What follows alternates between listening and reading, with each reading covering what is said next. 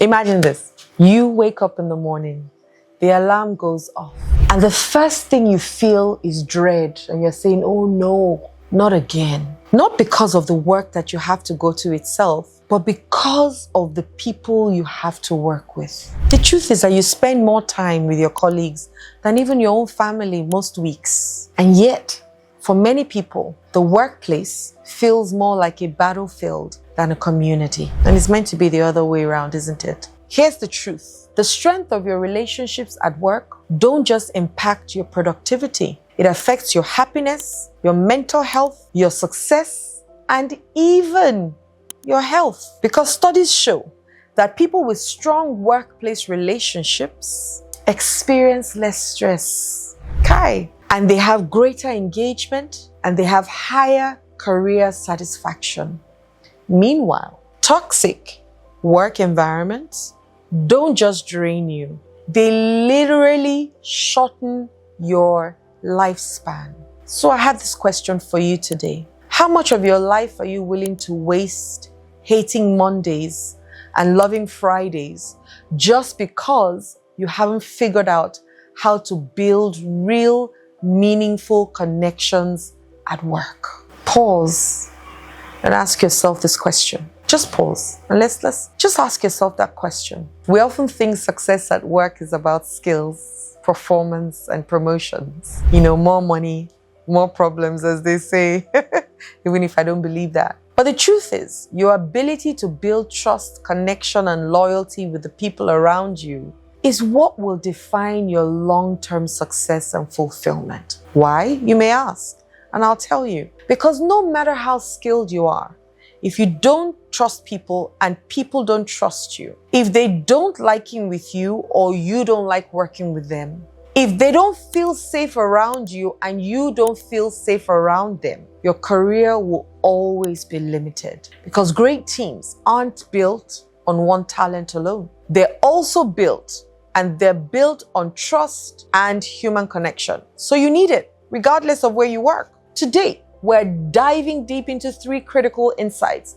that will transform the workplace for you and your workplace relationships, whether you're an employee, a leader, or someone just starting out. And understanding these principles will not only make work better for you, but they will also make your entire life better and more fulfilling. Because when you get the relationships at work right, it changes everything. Stay close and stay glued, as they say. Stick with me as I unearth and open this up a little bit, because by the end of this video, you will know exactly how to build relationships that don't just help you succeed in your job, but make you succeed in your job and genuinely love the work that you do and the people you do it with. Don't forget, subscribe. The link is below. Subscribe, like, and share me with other people.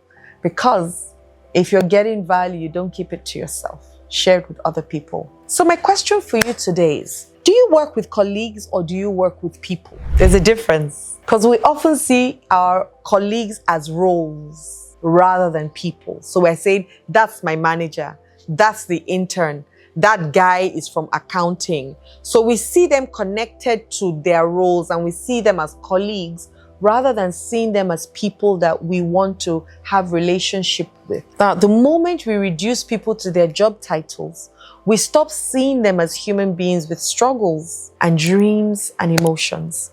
And whether you like it or not, we all have these 3. Now, why does it matter that we see human beings with all of this? Because people are more collaborative and supportive when they feel like they matter. And studies have shown also that employees who feel emotionally connected to their colleagues are more engaged and they stay longer in their jobs.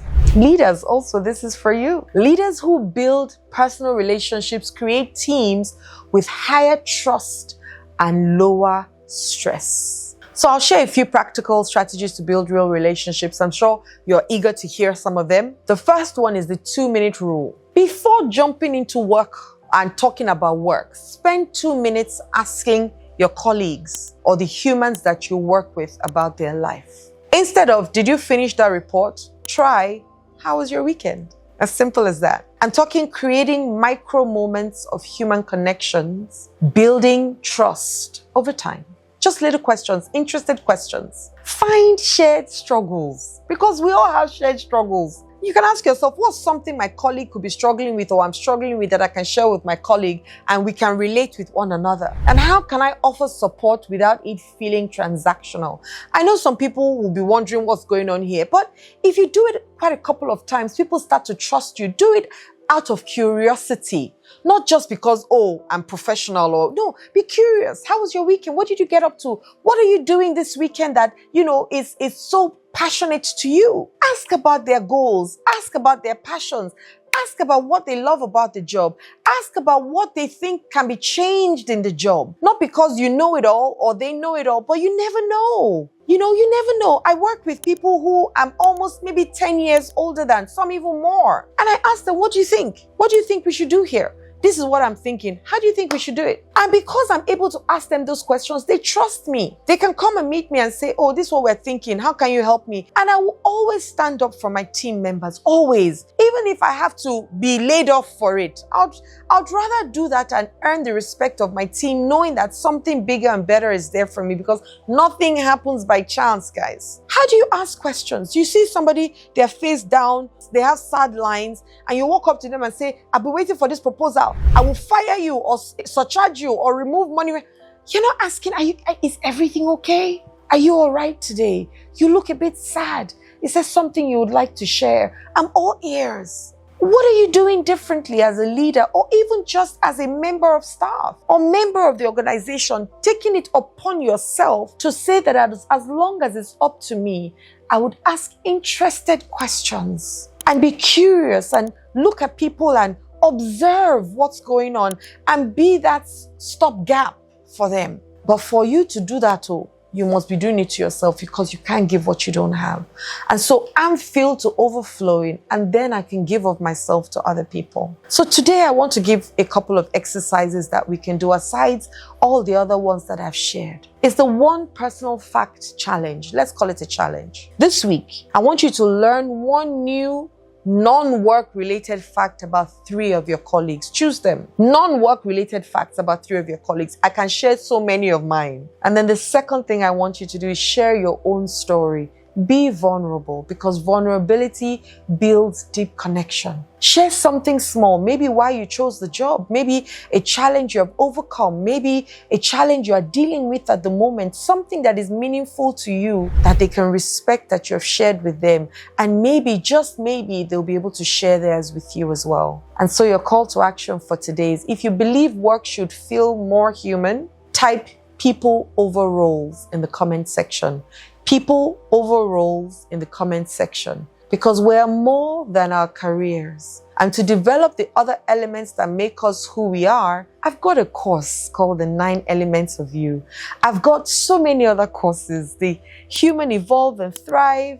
If you're a stepmom, dear stepmom, I've got my new book, The Transformed You. That's the title of the book, that would help you transform any situation you have found yourself in.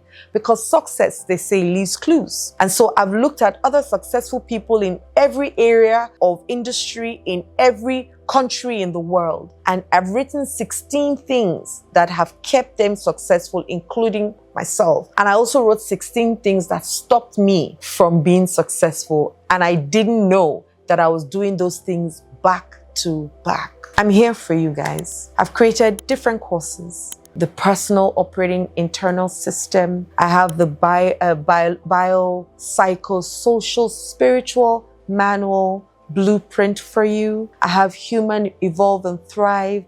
I have Think It, Believe It and Become It, that teaches you manifestation. I have Be Heard, that teaches you how to tap into the confidence that you have within you that never left you. It's so many things. And of course, if you want therapy, one-on-one sessions with me, click the link below. It's going to be in the description box. And don't forget to like this video, subscribe, and share me with other people. Mwah! Love and light.